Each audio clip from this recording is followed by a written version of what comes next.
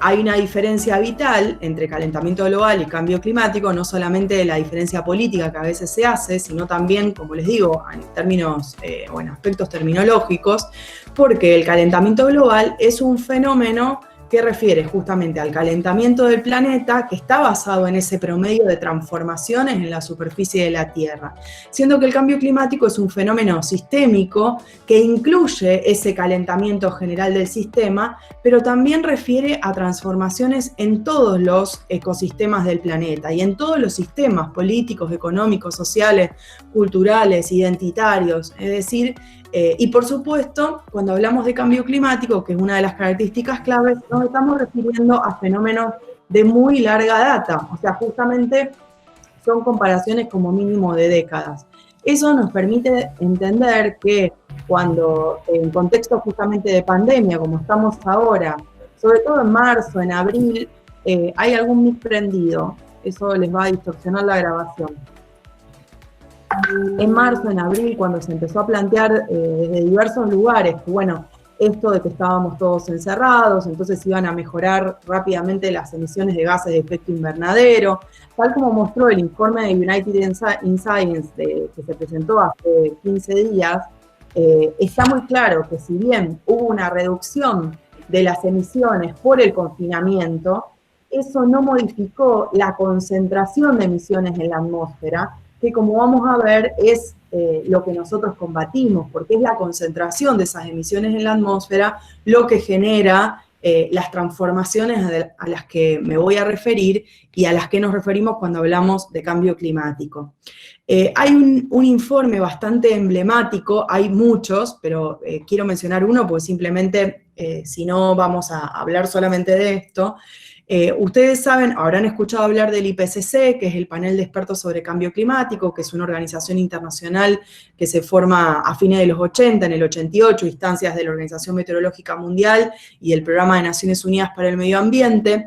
El IPCC desde 1990 hasta nuestros días ha emitido informes específicos, así como también informes con ciertos ciclos de acción. Vamos por el quinto, se está elaborando el sexto, se llaman AR, o sea, AR, y ahí encontramos el número. El R5 es el de 2013-2014 y como les digo se está cerrando el ciclo del R6. Además de estos informes, hay informes especiales, vamos a decir, temáticos. La Convención Marco de Naciones Unidas sobre Cambio Climático, que es el principal espacio multilateral sobre cambio climático a nivel internacional entre los países, del que vamos a hablar, el régimen del cual vamos a hablar inmediatamente luego de esta diapositiva, le pidió en el contexto de las negociaciones del Acuerdo de París de 2015 al IPCC que realice un informe especial identificando las diferencias entre el incremento de temperatura, entre los impactos del cambio climático con un incremento de temperatura de 1.5 grados a niveles preindustriales, eso significa en comparación con los niveles del siglo XVIII, a esto nos estamos refiriendo con cambio climático, o sea que no puedo decir, bueno, hoy llueve un poquito más, entonces esto es el cambio climático. Puede ser que sí, puede ser que no.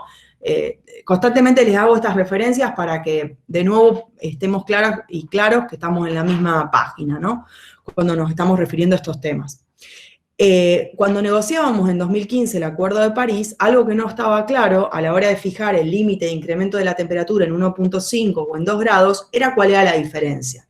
Y había muchos países que planteaban que había incertezas científicas para poder diferenciar uno de otro. Entonces el informe que el IPCC, porque el IPCC responde a esta invitación de la Convención y emite un informe que se publica en 2018 en este caso, este informe es crucial para entender dónde estamos, qué tipo de acciones tenemos que desarrollar y cuán poco ambiciosos estamos siendo respecto al propio propósito del Acuerdo de París que adoptamos hace menos de 5 años, el 12 de diciembre de 2015.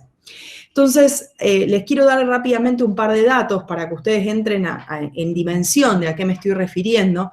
Nosotros hoy ya sabemos que estamos en un incremento de temperatura por encima de 1 grado, se habla de 1.1, pero estamos hablando de temperatura media, o sea que ustedes van a leer que hay regiones y hay momentos, en particular hay regiones, como por ejemplo el Ártico, en los que se han evidenciado incrementos de temperatura de 3 grados a niveles preindustriales. Lo que pasa es que cuando uno hace ese promedio del nivel medio de la Tierra, justamente, estamos hablando de que ya estamos en un incremento de 1,1 grados centígrados en comparación con los niveles preindustriales.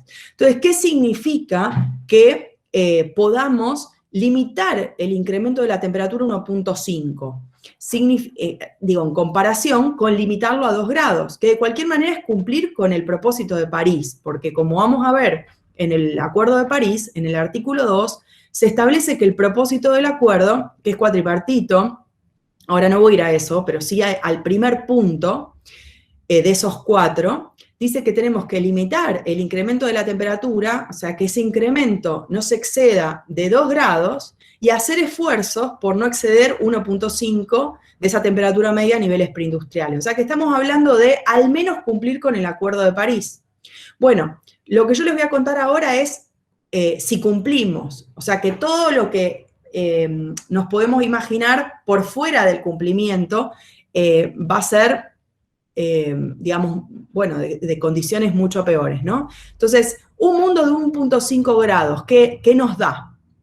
Un mundo de 1,5 al que estamos yendo en 10 años, nos da un incremento de 10 centímetros menos en comparación con 2 grados, y piensen que por cada centímetro menos estamos hablando de 10 millones de personas menos desplazadas o expuestas a desplazamientos por motivos climáticos, que en algunos casos esos desplazamientos se producen al interior de los propios países, en otros casos entre países y en algunos casos específicos, en particular de pequeños estados insulares en desarrollo, sobre todo hacia Pacífico, pero no solo, estamos hablando de la desaparición de estados concretamente, ¿no? No solamente eso, estamos hablando de que 1,5 en comparación con 2, tenemos una probabilidad de deshielo del Ártico en el verano de 1 vez por siglo, siendo que con 2 grados esa probabilidad es de 1 vez por década. En términos de los arrecifes de coral, si logramos 1,5 vamos a perder entre el 70 y el 90%.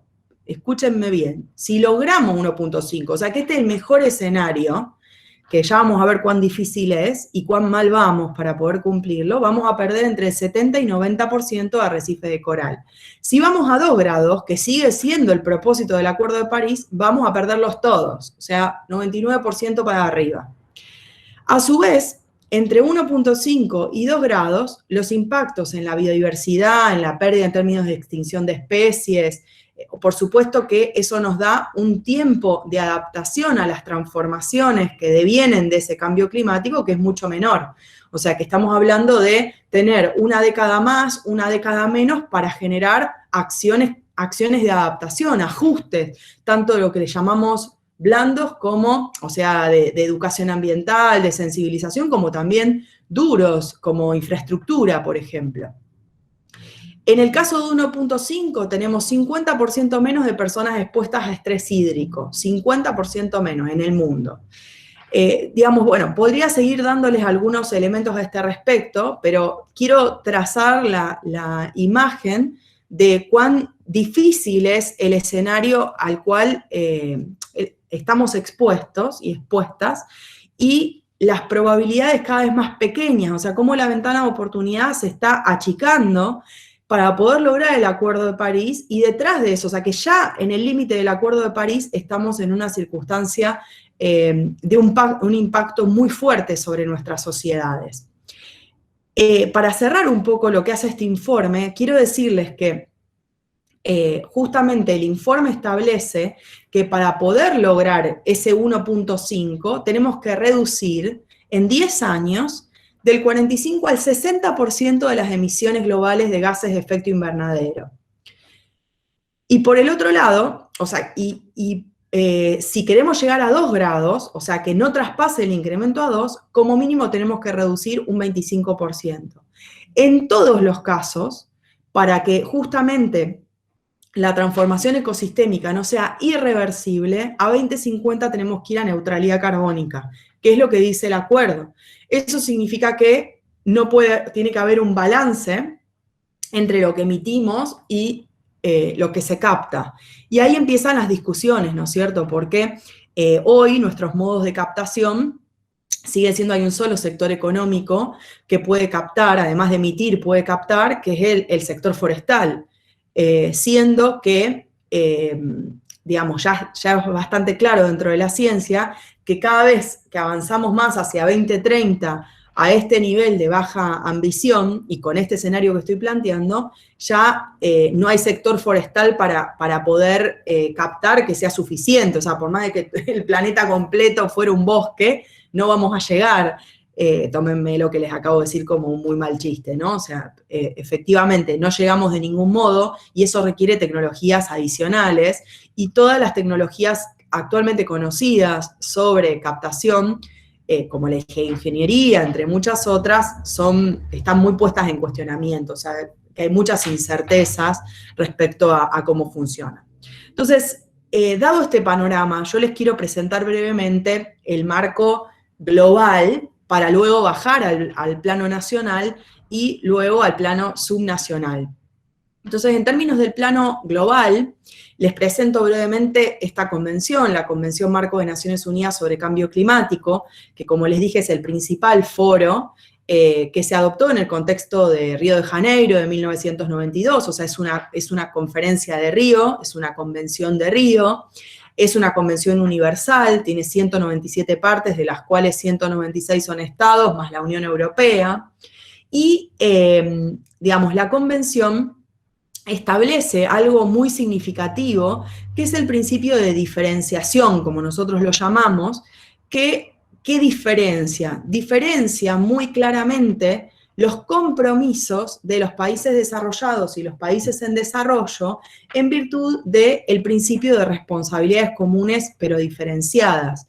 En la convención esto es muy estricto, en la medida en la cual hay una división de anexos. Entonces, hay listas de países en anexos donde se plantea qué es lo que los países que pertenecen al anexo 1, al anexo 2 y los denominados no anexo 1, que somos los países en desarrollo, debemos realizar. Antes de ir ahí, quiero recordarles, ahí sí, cuáles son los 4 componentes del objetivo de la convención. Ustedes dirán, pero Pilar, te referiste antes al propósito del acuerdo. Bueno, justamente porque cuando negociamos el propósito del acuerdo, emulamos las 4 partes que tenía el objetivo de la convención. Entonces, esa estructura cuatripartita aparece tanto en el artículo 2 de la convención como en el artículo 2 del acuerdo. ¿Cuáles son esos 4 componentes?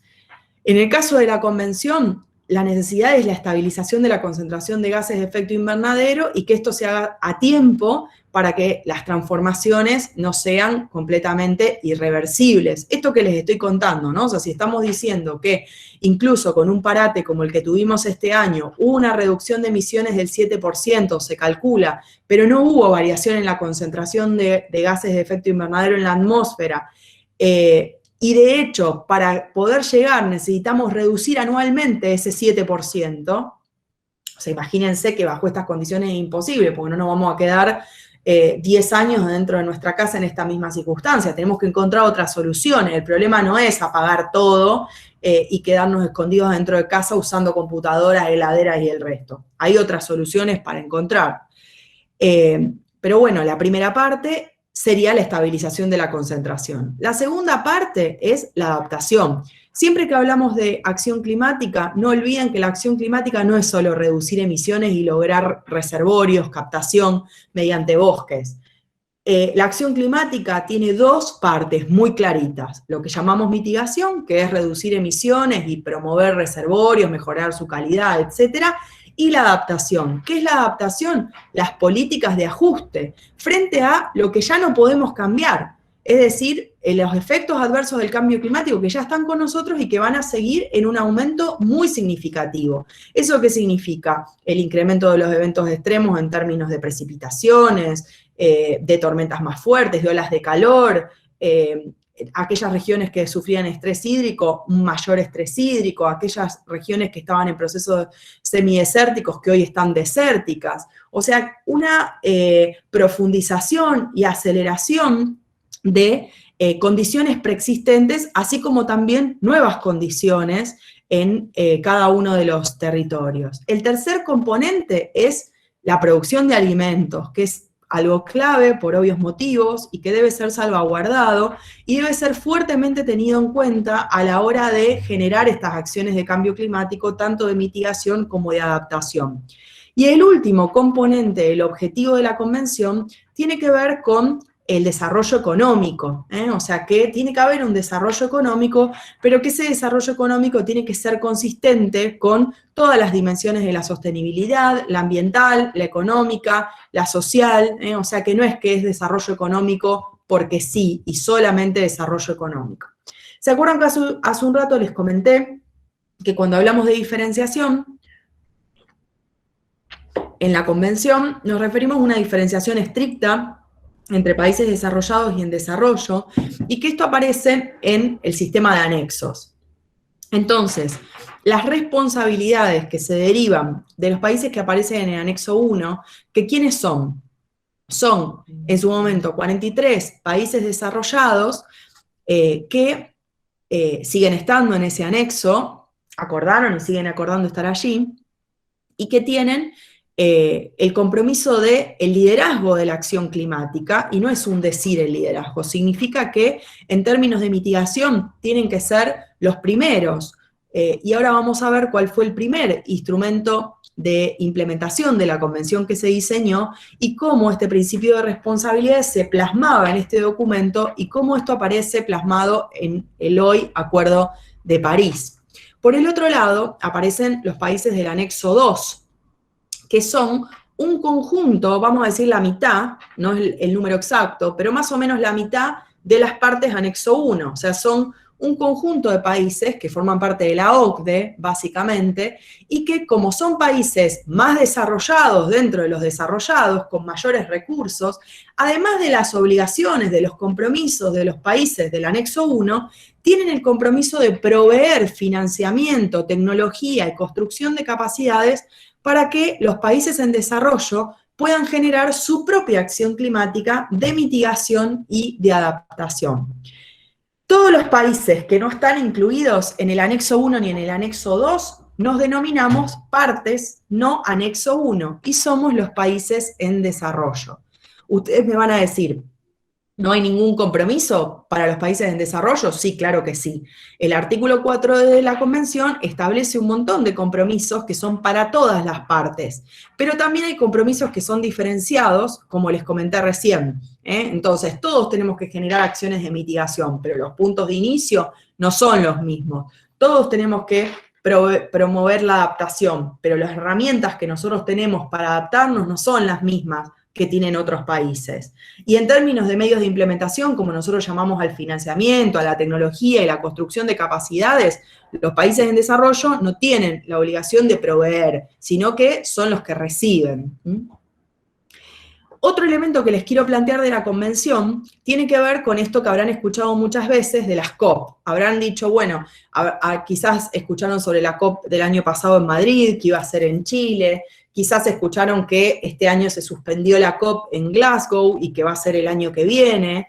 Por primera vez en la historia, en 25 años, nunca se había cancelado una conferencia de las partes de cambio climático. Siempre tuvimos una reunión anual desde el año 1995, que fue la primera. O sea que esto es inédito. ¿Qué son esas COP?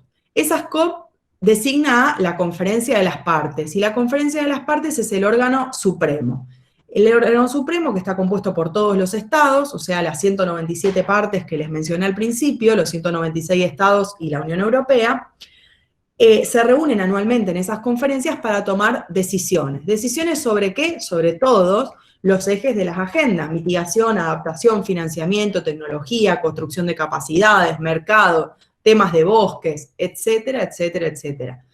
Y hay un elemento muy importante que tiene que ver con esta lista que yo les digo.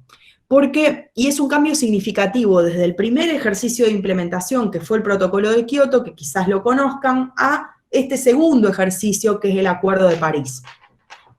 Yo no me voy a extender mucho con el Protocolo de Kioto, sí les quiero decir 2 o 3 componentes que me parecen importantes del protocolo. El primero de esos componentes es que justamente fue el primer esfuerzo de implementación, asumía una diferenciación estricta entre países desarrollados y en desarrollo, con lo cual el conjunto de países del anexo 1 de la Convención eran los únicos países que bajo este protocolo tenían la obligación de reducir sus emisiones de gases de efecto invernadero en lo que se denominó el primer periodo de compromisos, de 2008 a 2012. Este documento se negoció desde la primera conferencia de las partes hasta la tercera, se adoptó en la tercera, que fue en 1997, se firmó formalmente en 1998, pero tuvo una muy larga entrada en vigor, justamente quizás algunos internacionalistas, politólogas o alguno que tenga memoria sobre el principio de los 2000, recuerden que el principio de los 2000 tiene algunas convulsiones importantes en el sistema internacional, comenzando por los atentados a las Torres Gemelas, que cambian, digamos, el vértice de los temas relevantes de la agenda internacional, a los temas de seguridad, de terrorismo, y ese tipo de impronta de las agendas internacionales, sobre todo de Estados Unidos, y su fuerte presión sobre otros países, genera que temas como estos, obviamente, que queden soslayados, a lo que se suma que el propio presidente Bush hijo, en ese momento ya había anunciado, como anunció Donald Trump respecto al Acuerdo de París, que era su intención retirar a Estados Unidos de este documento que había sido negociado durante la administración de Clinton. Entonces, así fue, lo cumplió. En el año 2001, Estados Unidos se aleja del protocolo de Kioto. Estados Unidos era el principal emisor en ese momento. Recuerden que en este documento, como les dije, solo los países desarrollados del anexo 1 debían reducir emisiones. Entonces, cuando vos tenés al principal emisor que camina para el otro lado, esto tiene un fuerte impacto en el andamiaje, en la credibilidad de este documento. Este documento tiene diversos otros elementos a tener en cuenta respecto al liderazgo que asumió la Unión Europea en este proceso, y obviamente por conveniencia, una conveniencia que se basa en la conformación de sus propios mecanismos de mercado. Por algo la Unión Europea fue el único actor que cumplió con el compromiso que asumió en el protocolo de Kioto, y fue quien lo sostuvo política, económicamente a lo largo de todo el principio de los 2000, hasta que comenzó el proceso de negociación de un nuevo documento internacional. Yo no los quiero aburrir tanto con esto, sé que para algunos puede llegar a ser súper interesante, para otros quizás no, para mí sí porque yo me dedico a esto, pero sí me interesa hacer hincapié en dos o tres cuestiones. Primero tiene que ver con la naturaleza, esto que les decía antes de la naturaleza de las agendas, porque a veces nos parece, digamos, que las cosas no vinieron de ningún lado, no reivindicamos el origen de las cosas, que para mí es muy significativo. Si uno mira, el protocolo de Kioto es un documento especialmente centrado en la mitigación. Incluso así tampoco funcionó, pero obviamente que el análisis sobre por qué no funcionó es un análisis multidimensional. Entre los aspectos están los que acabo de mencionar, por supuesto que no son los únicos, porque el propio Estados Unidos planteaba, justamente con la administración Bush hijo, que el problema era que no tenía a todos los países adentro, digamos, del compromiso, y solamente a los países del anexo 1, y que países como China y otros países que eran recientemente emisores no estaban incorporados. Pero no solamente esto era un acuerdo, como les digo, centrado en la mitigación. Y a medida que la convención fue avanzando en los procesos negociadores de estos 25 años, la mayor participación de los distintos grupos de países, especialmente de los países en desarrollo, ha generado una gran extensión de la agenda. Entonces, que hoy hablar de cambio climático no es hablar solo de mitigación. Está claro que sin mitigación nos va a pasar todo lo que dije al principio. O sea que mi alocución no es, muchachas y muchachos, la mitigación no es importante. Nunca voy a decir eso, sería una barbaridad, no es lo que pienso. Y es totalmente inconsistente con la ciencia. Lo que les digo es que la mitigación es una parte de la lucha contra el cambio climático. Hay la otra mitad muy fuerte, es la adaptación a los efectos que, como les digo, ya estamos experimentando, y hay otro conjunto de elementos que hace a esta puja, digamos, de cómo se gestionan bosques, los aspectos metodológicos, cómo son los flujos financieros a nivel internacional, porque los flujos financieros motivan un tipo de acción u otro tipo de acción, también motivan freeriders. Entonces, cómo son las tecnologías disponibles, cómo tratamos de apuntalar todas nuevas tecnologías acordes con nuestros desafíos. Entonces, esta agenda se ha ido ampliando hasta ser realmente una agenda muy, muy nutrida, muy rica, que es muy interesante de estudiar y de ver. En ese sentido, el protocolo de Kioto no ha muerto, a pesar de que se le ha decretado la muerte muchas veces. Ha tenido un segundo intento, y fue la enmienda de Doha, que se adoptó en el año 2012 al protocolo, pero la verdad es que esta enmienda ni siquiera ha entrado en vigor como documento, o sea que fue un buen fiasco. Ahora, a veces uno mira cómo llegamos al Acuerdo de París, y para aquellos, de nuevo, que nos interesan los procesos negociadores, los procesos internacionales, ya les dijo Caro, yo soy internacionalista, o sea que todo esto para mí es sumamente significativo y es mi objeto de investigación en CONICET y en el plano internacional en las negociaciones.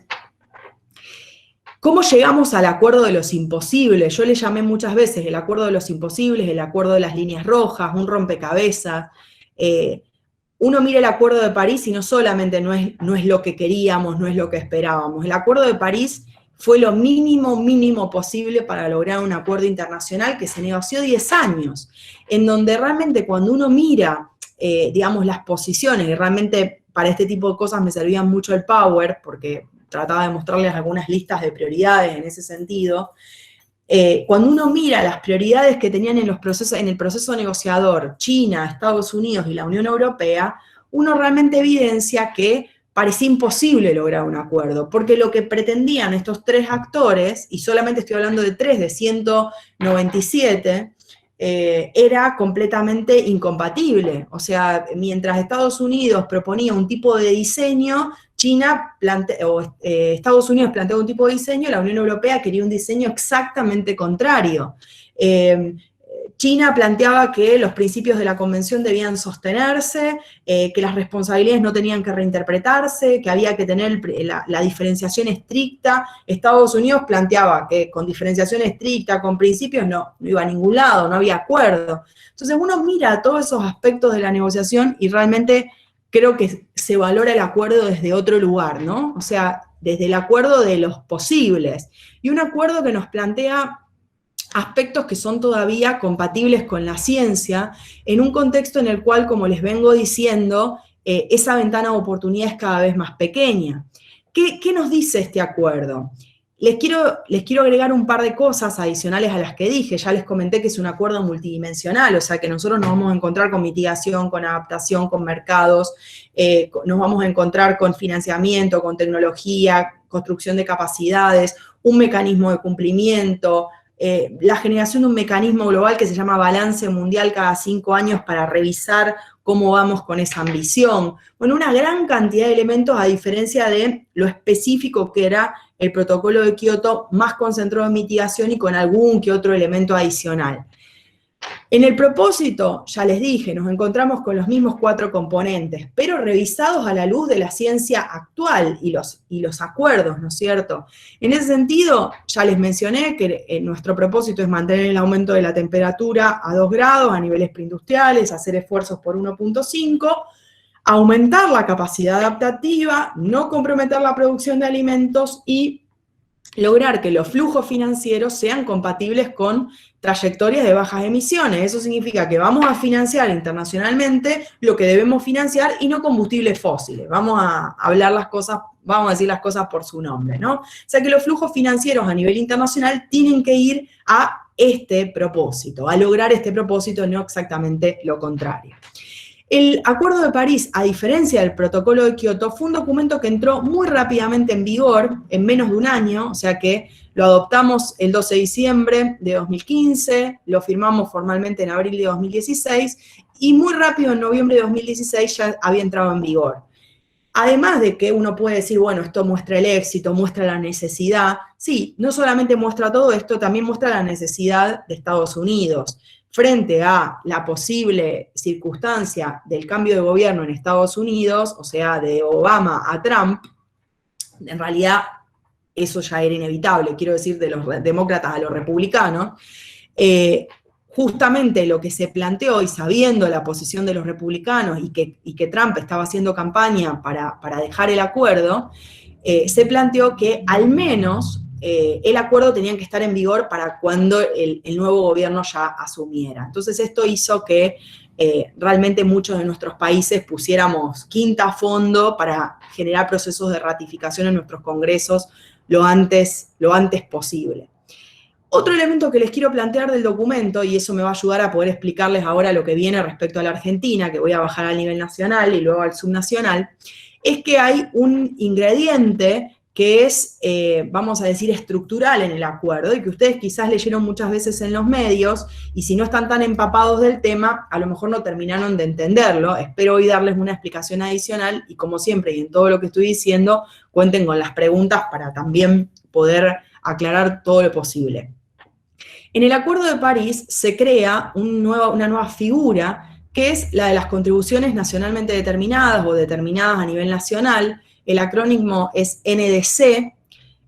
Todos los países, o la mayoría, presentamos una contribución pretendida, se le llamó, en el año 2015, antes de firmar el acuerdo. Fue como un modo de establecer confianza. Y luego, en 2016, o a medida que cada uno de los países ratificaron, fueron presentando una NDC, su primera NDC, que para algunos países era lo mismo que habían presentado en 2015, y para otros justamente la modificaron. Esa contribución, ¿qué hace? Permite el juego de los imposibles que les decía hace un rato. ¿Por qué? Porque la contribución no modifica las responsabilidades diferenciadas, hace que los países desarrollados que tenían que reducir sus emisiones a un cierto nivel, porque este era el punto de partida, no vayan para abajo, porque no tendría sentido. O sea que sí o sí los países desarrollados tienen que comenzar desde su propio punto de partida, siendo que los países en desarrollo tenemos otro punto de partida, pero a pesar de esas diferencias, todos tenemos que promover mitigación, todos tenemos que promover adaptación. También se respeta la diferenciación en términos del financiamiento y los otros medios de implementación que les planteé. Entonces, estas contribuciones son el documento en el cual cada uno de nuestros países dice lo que puede hacer, cómo lo va a hacer en términos de mitigación, de adaptación, y también, en el caso de los países en desarrollo, cuáles son los medios de implementación, el financiamiento, la tecnología que necesitamos para poder hacer nuestras contribuciones mejores, más ambiciosas, acordes con la ciencia, acorde con nuestras responsabilidades y desafíos que son muy grandes. Ahora, cuando uno mira todas las contribuciones presentadas, las que se presentaron en 2016, las que se continuaron presentando, y las que se están presentando este año, que estamos ante un nuevo ciclo, 2020 es el año en el cual los países tenían que presentar o actualizaciones o nuevas contribuciones, y hasta el momento han presentado hasta el día de hoy 13 de 197, 13, y todas muy poco ambiciosas. Nosotros estamos trabajando en un grupo, en un documento sobre esto, así que aquellos que les interese lo van a ver a fin de año, se va a publicar en noviembre. Donde estamos haciendo un seguimiento de todas las contribuciones que se presenten este año, en comparación con las de 2016, algo que está claro es que estamos yendo a un mundo de como mínimo 3 grados. Digo como mínimo porque en algunos casos se habla hasta de 5 grados y hay otros escenarios mayores. Es decir, que esos esfuerzos que estamos colocando en nuestras contribuciones son altamente insuficientes y ni siquiera nos dejan en el escenario que les conté. ¿Se acuerdan ese escenario de la diferencia entre el grado y medio, los 2 grados? O sea que todo lo que les conté no tiene ni relación con lo por venir, dadas las condiciones en las cuales estamos en la actualidad. Ahora les quiero comentar cómo Argentina se sitúa dentro de esto. Y nuevamente voy a extrañar mucho que pudieran ver la diapositiva, porque tengo muchos datos, muchas figuras, así que espero que no se pierdan, en cuyo caso me van comentando. Brevemente un par de hitos, digamos, de cómo la Argentina se inserta en esa estructura que les comenté a nivel internacional.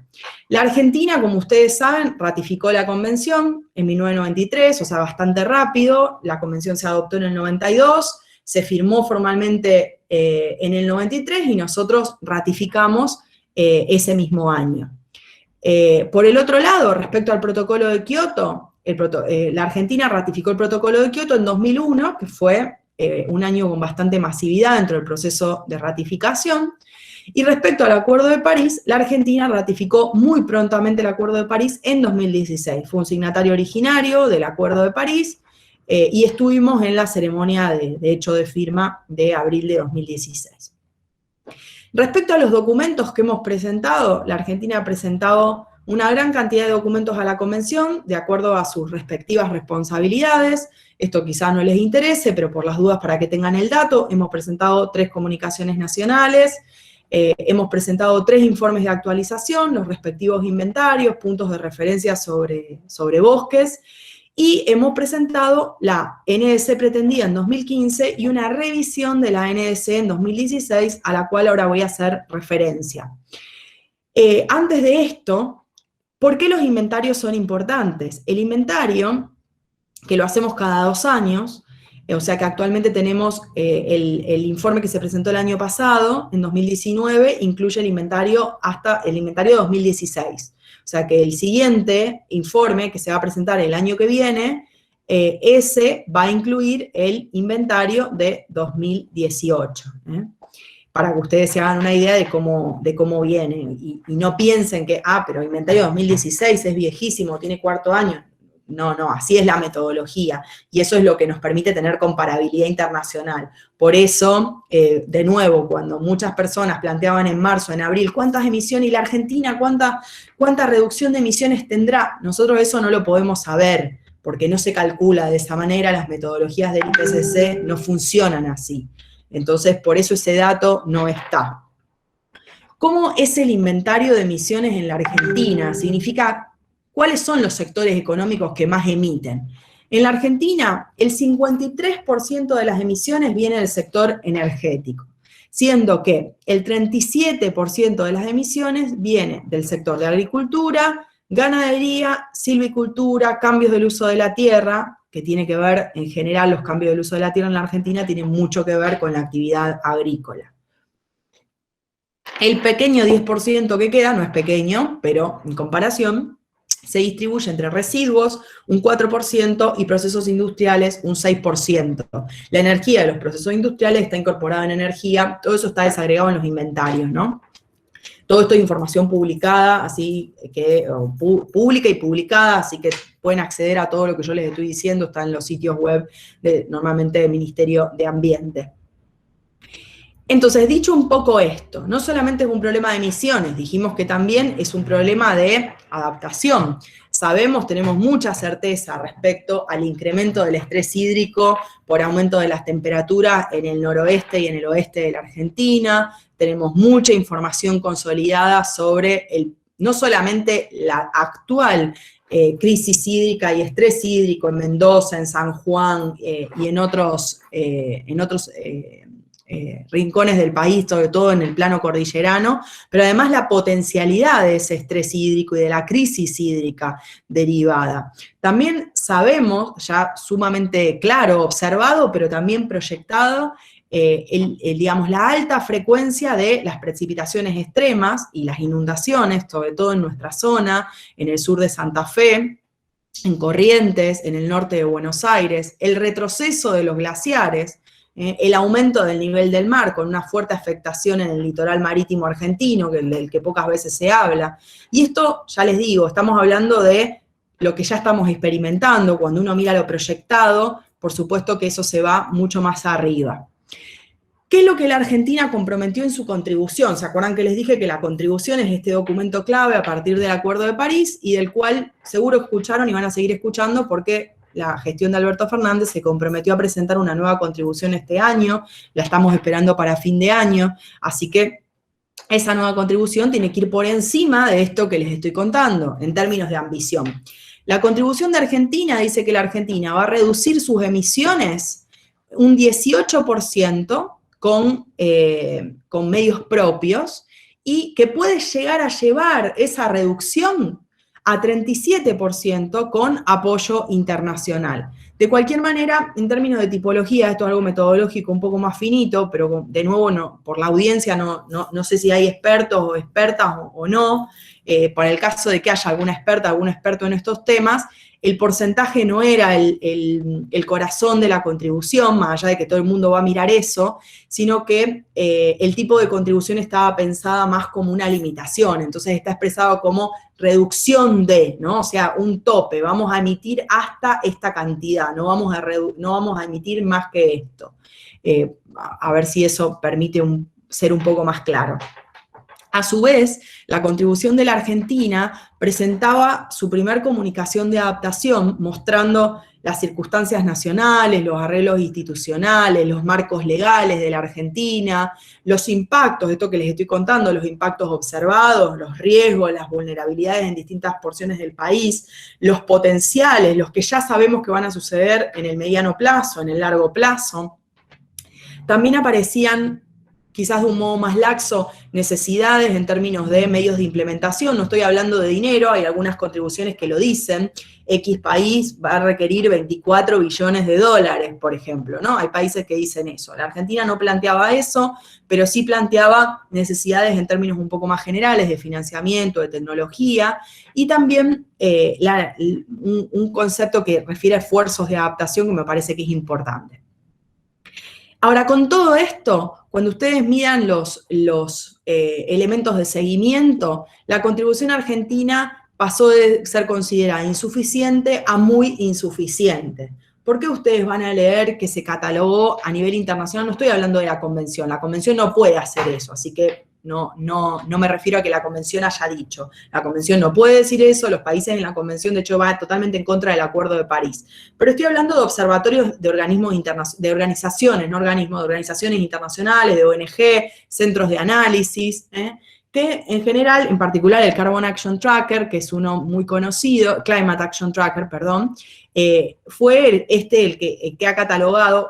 Quédense tranquilos que no somos las únicas y los únicos con este tipo de insuficiencia. De hecho, todas las NDC presentadas en 2020 son todas altamente insuficientes y hay muy pocos países cuyas contribuciones se las consideran compatibles con los 2 grados, compatibles con 1.5. Realmente les diría que es un porcentaje tan pequeño que justamente eso es lo que marca que estamos yendo a un escenario de más de 3 grados. ¿Cuál es el nuevo, y ya no es tan nuevo, pero data del año pasado, cuál es el nuevo instrumento que tiene la Argentina, que está tratando de implementar? Es la ley nacional, la ley 27.520, la nueva ley de presupuestos mínimos sobre mitigación y adaptación al cambio climático global. Esta es una ley que, si no han leído realmente, y no hacen falta que sean abogadas ni abogados para poder leerla, yo les quiero hablar de las 4 o 5 características principales desde mi punto de vista y cuáles son los desafíos que tenemos en ese marco para después desembocar y con eso terminar en cómo eso se vuelca al plano local, sobre todo al plano subnacional, ¿no? Incluyendo provincias y municipios. La ley tiene un plano de gobernanza que está conformado por 3 espacios, lo que se llama la coordinación técnica administrativa, que no es otra que la Secretaría de Cambio Climático en el Ministerio de Ambiente, y 2 instancias de participación muy claras, que son el Gabinete Nacional de Cambio Climático y el Consejo Asesor. El Gabinete Nacional tiene un antecedente en la propia Argentina. Macri, por decreto, creó en el año 2016, justamente para poder revisar la contribución que les mencioné, desde la que estaba en 2015 a la que les presenté de 2016, un gabinete nacional que tuvo 4 niveles, un nivel de ministros, un nivel interministerial, vamos a decir, entre técnicos, más técnico, un diálogo con las provincias en el contexto del COFEMA y lo que se llamaban las mesas ampliadas con distintos actores de la sociedad civil. Esto ha funcionado de distintas maneras. Yo en general he escrito y he analizado que desde mi punto de vista, que no es nada más que eso, un punto de vista como analista, yo creo que los dos primeros niveles funcionaron mucho mejor, es decir, que realmente el alto nivel político, o sea, las reuniones a nivel de ministros, presididas por el jefe de gabinete en su momento, incluso hasta por el presidente en algún momento, y las reuniones técnicas entre los funcionarios y los técnicos de los distintos ministerios realmente funcionaron muy bien para lograr esa contribución, y no solamente la contribución, sino todos los planes sectoriales que se alcanzaron hasta 2019, ¿no? O sea, planes en términos de salud, de energía, de bosques, etcétera. O sea, que todo eso ustedes lo pueden visitar, los pueden revisar en la página del Ministerio de Ambiente. No tanto así con los dos niveles subsiguientes, el nivel del COFEMA, con el que hubo diversos problemas políticos, digamos, y en general entre la gestión y la gestión de las provincias, con muy poca articulación, muchas dificultades, y por el otro lado, el caso de las mesas ampliadas, que creo que tuvieron distintos momentos. Hubo momentos en los cuales las mesas ampliadas funcionaron un poco mejor, como un espacio realmente de consulta, de debate sobre distintas instancias de la política climática, y otros momentos en los que se volvió un poco más un espacio para mostrar cosas, más que un espacio de participación en sí mismo. Lo cierto es que la ley actual no establece los 4 niveles per se, sino que la ley establece el nivel ministerial, y es el decreto que estamos esperando que salga, el decreto reglamentario, el que tiene que plantear los niveles. ¿Por qué pensamos que los 4 niveles van a estar? Bueno, porque ya están en acción, es decir, en el mes de marzo se puso en acción el nivel ministerial, y de hecho hace 2 días fue la segunda mesa ministerial. Las técnicas del segundo nivel están funcionando desde el mes de abril. Las reuniones del COFEMA ya se produjeron 2 y ya hubo una mesa ampliada. Eso significa, o se presume, que el decreto reglamentario va a tener estos 4 niveles. El Consejo Asesor todavía no está en funcionamiento y es un espacio interesantísimo de participación de una gran cantidad de actores, porque el artículo 13 establece cómo se tiene que conformar ese Consejo Asesor, es decir, cómo los actores mínimos que tiene que tener, de la academia, de la ciencia, de las ONG, de los sindicatos. Entonces digo, toda esa cantidad de actores que tienen que entrar a jugar en el Consejo Asesor, bueno, también forma parte de lo que estamos esperando con este decreto, y que por eso lo llamo la gobernanza nacional dentro de ese espacio. Las otras herramientas que les quiero presentar son, lo voy a tratar de limitar a 3.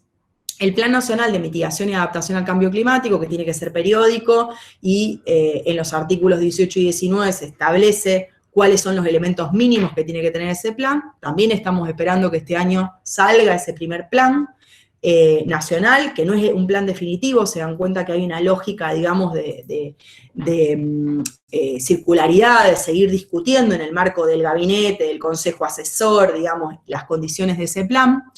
Los planes de respuesta, a los cuales me voy a referir inmediatamente ahora, que son los planes de las jurisdicciones, y el Sistema Nacional de Información sobre Cambio Climático, que es el que tiene los inventarios, el que tiene toda la información que nosotros presentamos a la convención, el que tiene toda la información sobre la política climática, el que nos ayuda a poder promover transparencia, el que nos ayuda en el monitoreo, un sistema de indicadores. Todo esto todavía no lo tenemos, o sea, nada de esto está desarrollado. También estamos esperando que esto haya mayores detalles con el decreto reglamentario, y que por supuesto a lo largo de 2020, 2021, haya un avance en términos de monitoreo y evaluación de resultados.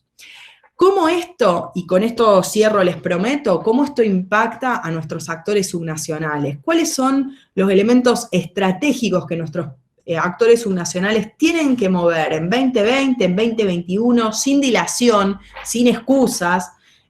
Digamos, y yo sé que voy a ser muy tajante en esto, pero la pandemia no es la excusa para postergar la acción climática, es exactamente lo contrario, y ahí podemos conversar bastante acerca del círculo vicioso, digamos, entre degradación ecosistémica, cambio climático, zoonosis, pandemia, que está altamente probado por la ciencia.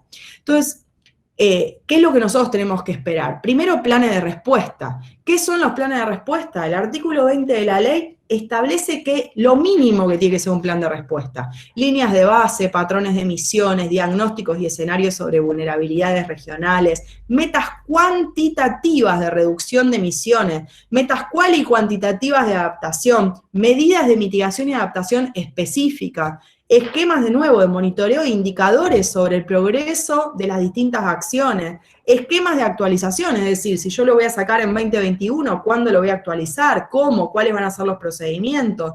Todo esto tiene que ser participativo, con transversalización de género, con transversalización de otras dinámicas, ¿no? En términos de equidad, de justicia social, etcétera. Entonces, planes de respuesta. ¿Cuán bien, cuán mal estamos con esto? Mal, digamos. La pandemia ha dejado esto en un espacio completamente relegado. Yo no conozco ningún actor subnacional en este momento que ya esté avanzado con su plan de respuesta. Muchos ni siquiera saben cómo encararlo. Entonces acá hay un desafío técnico, y es donde es muy, muy necesario, y lo he podido hablar con algunos actores, por ejemplo en Rosario y en otras ciudades, necesariamente los municipios, las localidades necesitan a la universidad, necesitan a los privados, necesitan a las ONG, a los medios, tiene que ser un proceso participativo. No solo porque el plan de respuesta no puede ser lo que una gestión se siente y diga para los próximos 10 años porque sí. O sea, que tiene que ser participativo en este sentido, ad hoc para el establecimiento, sino que tiene que haber una gobernanza participativa permanente, similar a lo que les planteo en el nivel nacional, que permita mecanismos que constantemente estén evaluando, analizando y ayudando al municipio, a la comuna, a poder elaborar esas estrategias, porque todas y todos sabemos que incluso municipios grandes, y de nuevo vuelvo al caso de Rosario, que es uno que conozco, no tiene un conjunto de actores técnicos permanente en materia climática, sino que tienen que recurrir a la universidad, tienen que recurrir a otros actores, a otras fundaciones.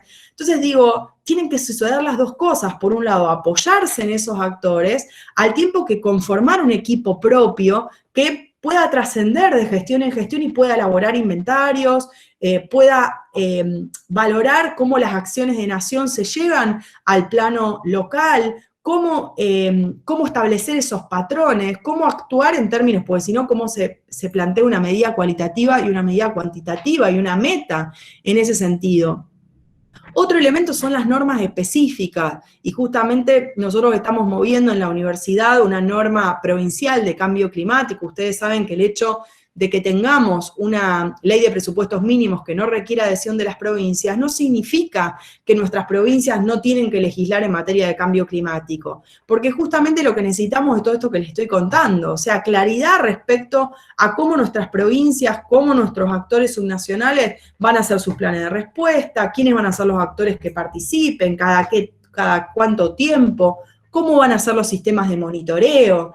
Entonces, todas esas dinámicas tienen que aparecer dentro de un instrumento normativo que haga que de una gestión a la otra nosotros no tengamos, bueno, me interesa el cambio climático, no me interesa el cambio climático, y me doy ese tipo de lujos. Entonces, bueno, yo tengo mucho más para decir, es un poco tarde, así que lo voy a dejar por acá, pidiéndoles disculpas por todos los inconvenientes técnicos que ha tenido esta charla, esperando que a pesar de todo se haya entendido. Y bueno, quedándome a disposición para poder contestar todas las preguntas, las dudas, los comentarios que tengan. Gracias. Bueno, Pilar, muchísimas gracias por tu exposición, excelente, como siempre. Bueno, en primer lugar, agradecer a todos y a todas por participar, por quedarse nuevamente. Tenemos gente no solo de la ciudad de Santa Fe, sino de San Gregorio, de Misiones, Departamento 25 de Mayo, San Carlos Centro, Jacinto Esperanza, Reconquista. Y recibimos muchos comentarios, muchas preguntas, voy a pasar a leer algunas. Jorge Rabel plantea la importancia de políticas públicas, de pautas culturales, sobre todo del consumismo. Se pregunta si podremos adaptarnos continuando con este modelo de producción y consumo. Yo leo, y vos, si querés, algunos son comentarios, no necesariamente preguntas. Leonel Álvarez Escobar consulta si, hablando de políticas públicas más de tipo que recaigan sobre la voluntad de las personas, cuál podría necesitarse de manera más urgente para promover la mitigación. María Milagros Capristo Pregunta si realmente, digamos, cuán importante es la diferencia de acciones individuales en términos de la mitigación. Julia Sarniotti, que nos dice que es imprescindible trabajar el concepto de ambiente con una visión transversal que tome todos los componentes del ecosistema urbano. Preguntan también si la movilidad es tan influyente, si debiera ponerse más ímpetu en ese aspecto. Y también, bueno, docentes que nos dicen que estaría bueno que si vos compartís tu mail o algo para pasar información que ellos puedan reproducir en sus clases. Bueno, esos son algunos de los comentarios, no pude leer todos, pero en general son algunos de los comentarios.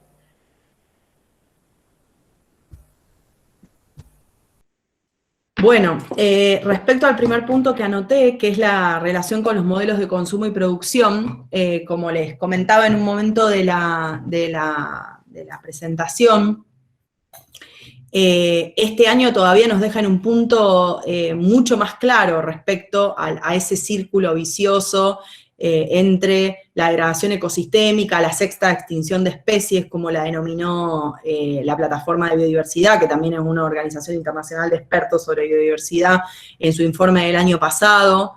Hay diversísimos informes de PNUMA, o sea, el Programa de Naciones Unidas sobre Medio Ambiente, mostrando que no es una falacia ni un invento el origen zoonótico de esta enfermedad, de la pandemia en particular, y que esto se puede prever y que lo peor es que estamos mirando la punta del iceberg.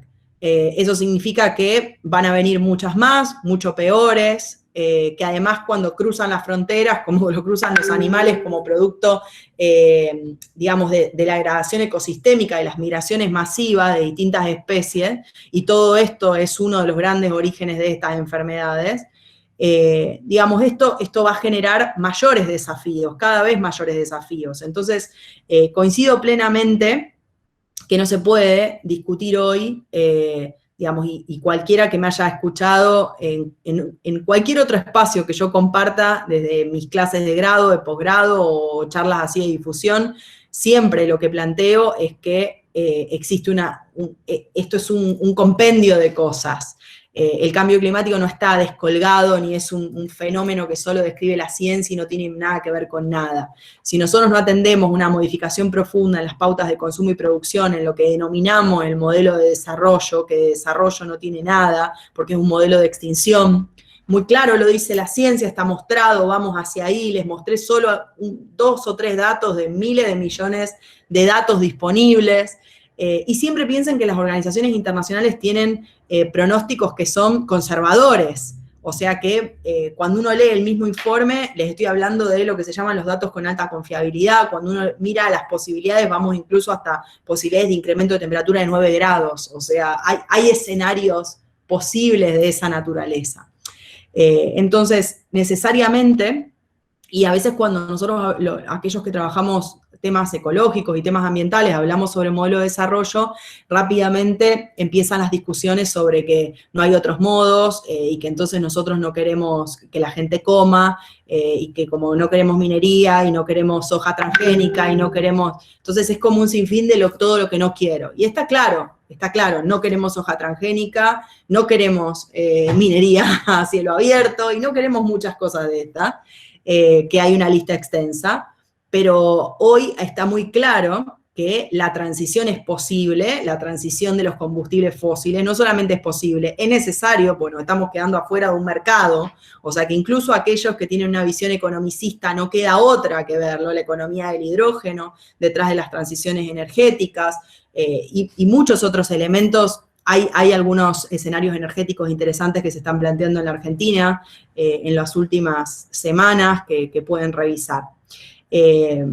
Por el otro lado, esta tensión a acciones individuales, a acciones colectivas, ¿no? Esto se plantea siempre.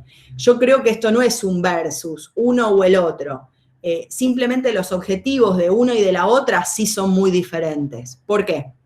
Yo individualmente, ¿qué puedo hacer? Todo lo que ustedes se saben de memoria. Puedo cuidar el agua, puedo enseñarle a mis hijas, a mis hijos, a cuidar y a preservar, puedo usar la bicicleta, o sea, movilidad sostenible, puedo no tener un auto, o si uso un auto, tratar de hacerlo bajo ciertas pautas, que no es que voy yo sola arriba del auto, ni para ir hasta acá a la esquina, puedo tratar de comprarme un híbrido si tengo los métodos, los medios para hacerlo, porque en la Argentina es muy caro, puedo cambiar mis pautas de consumo y producción, por ejemplo, tratar de no usar plásticos de un solo uso, puedo, bueno, hay una lista extensa, ¿no? ¿Todos estos elementos son importantes? Sí. ¿Yo se los sugiero, se los recomiendo? Sí. Y trato de practicarlo para mi propia vida desde que trabajo estos temas. Ahora bien, está muy claro que solamente esta acción individual no nos mueve el amperímetro. O sea que si nosotros no cuestionamos modelo de desarrollo, si no cuestionamos modelo de consumo y producción, si no cuestionamos las granjas de los cerdos, la soja transgénica, la minería transnacional, si no cuestionamos todo esto, no vamos a llegar a los objetivos mínimos. Entonces, ese es un poco el dilema, ¿no? O sea, tenemos que tener muy claro cuáles son los desafíos que tenemos pendientes y a qué estamos dispuestos y dispuestas, individualmente, pero también en nuestra acción colectiva. Y ahí no estoy hablando solo del plano más global, que es el de la convención, porque la convención llega hasta ahí, hasta ese punto, el acuerdo, la búsqueda de traccionar. Ahora, los países, las ciudades, cada comuna, cada uno y cada una tiene que hacer su parte. Y respecto al tema de la movilidad, depende, digamos, en términos generales, la movilidad sostenible es clave. Fíjense que en nuestro país, yo les planteaba que un 57% de las emisiones vienen del sistema energético, y dentro de ese punto hay un porcentaje altísimo de transporte, con lo cual no es un tema menor para la Argentina, es uno de los temas, uno de los desafíos más importantes, la cuestión de cómo gestionamos el transporte público y el transporte privado. Digamos, especialmente en materia de mitigación. Y bueno, y encima estamos en un contexto de paro de transportes en Rosario, así que me parece que también es una discusión para dar en relación con diferentes factores, no solamente los ambientales tradicionales. Pilar, te interrumpo un segundito. Me parece que Julia quería hacer una pregunta de manera directa. No sé si quiere abrir el micrófono. Franco, si puedo hacerlo. La escribió en el chat, Mili. Ah, bien, ya para ir cerrando y no extendernos tanto. Perdón, quería hacer una consulta puntual. Buenas tardes a todos y a todas, y perdón la pregunta por la extensión del horario, pero quería consultarte puntualmente en relación a las legislaciones que tenemos que promover tanto desde el nivel provincial como el local, y teniendo en cuenta que están presentes Lisandro Enrico, que es senador y que ha propuesto, entiendo, el primer proyecto provincial de una ley de cambio climático, y Jacinto Esperanza, que fue ministro de Medio Ambiente y que elaboraron la estrategia provincial de cambio climático. Si nos podés mencionar, y también, bueno, comentándonos con ambas referencias, algunos lineamientos, algunas metas concretas, algunos objetivos en los que desde lo local, teniendo también a los concejales presentes, como mencionaba Caro al principio, podemos trabajar, y desde el ámbito provincial. ¿Cuáles serían aquellas metas, objetivos concretos que entendés deberían reflejarse en una legislación a promover en el corto plazo? Gracias, Andrea, por la pregunta. Como les comenté, nosotros desde la Universidad Nacional de Rosario y la Universidad Nacional del Litoral hicimos un proyecto de ley, lo vamos a presentar el 5 de octubre. Si no les ha llegado la invitación, por favor, quizás a través de Carolina lo podemos hacer para que aquellos que están interesados, y me voy a comunicar con Lisandro, y por supuesto que a Jacinto lo conozco muy bien, tuve la oportunidad de compartir con él diversos eventos y distintas circunstancias en la universidad y por supuesto durante su gestión. Yo lo que creo respecto a un proyecto es, por un lado, tiene que tener, a eso me refería hace un ratito, quizás justamente el no ver la diapositiva hace que sea un poco más difuso, pero ¿cuáles son los dispositivos de la ley? Bueno, son estos que les mencionaba hace un rato, un mecanismo de gobernanza permanente. Para mí ese mecanismo de gobernanza permanente tiene que cumplir con todos los propósitos que hablamos, es decir, un espacio permanente de la sociedad civil, es decir, que no es que una gestión puede decidir si quiere o no quiere convocar a la academia, si quiere o no quiere convocar al sector privado, tengo ganas o no de convocar a los expertos. No, eso no funciona más.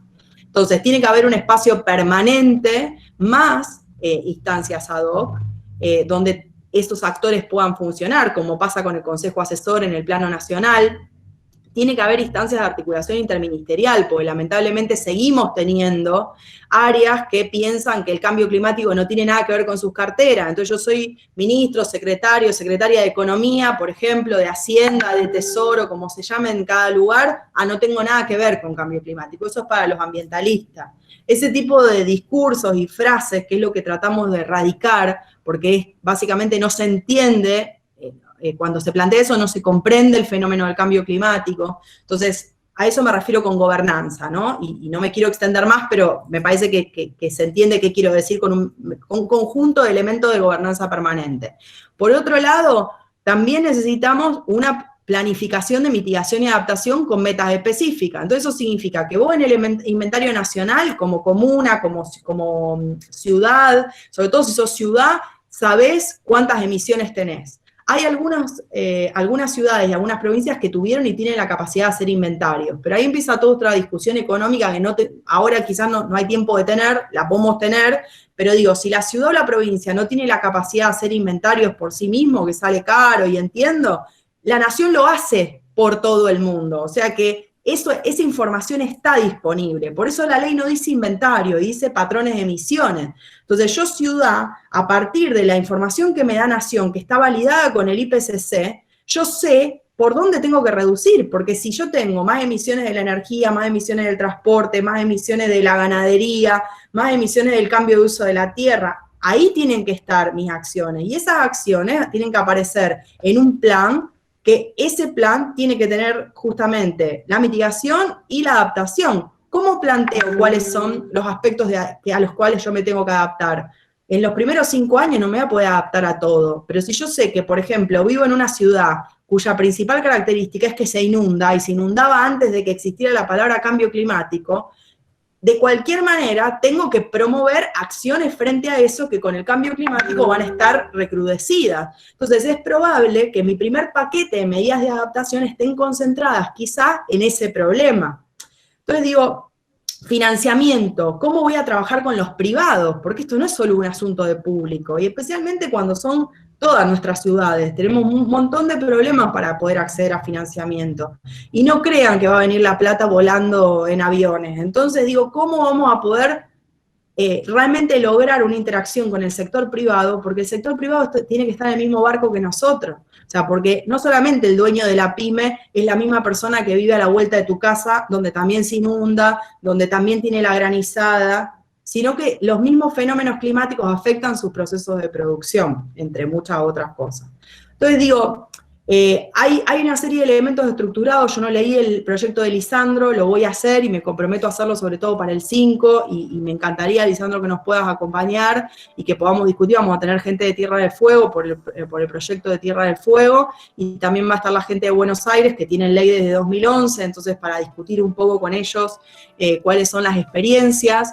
Pero bueno, sea como sea, los proyectos que nunca son perfectos, y podríamos hablar mucho sobre las falencias de la ley de presupuestos mínimos, me parece que necesitamos ley y que tenemos que mover instrumentos normativos que nos den estas garantías al menos en el tiempo, ¿no? Desde los cambios de gestión.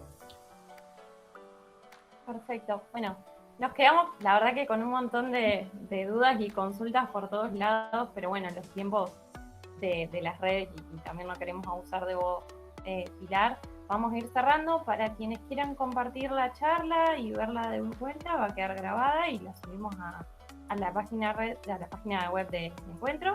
Y primero que nada, bueno, agradecerte a vos, Pilar, por todo tu conocimiento, por compartirlo y despejar las dudas que teníamos o plantearnos nuevos desafíos y compromisos para seguir adelante trabajando con la temática.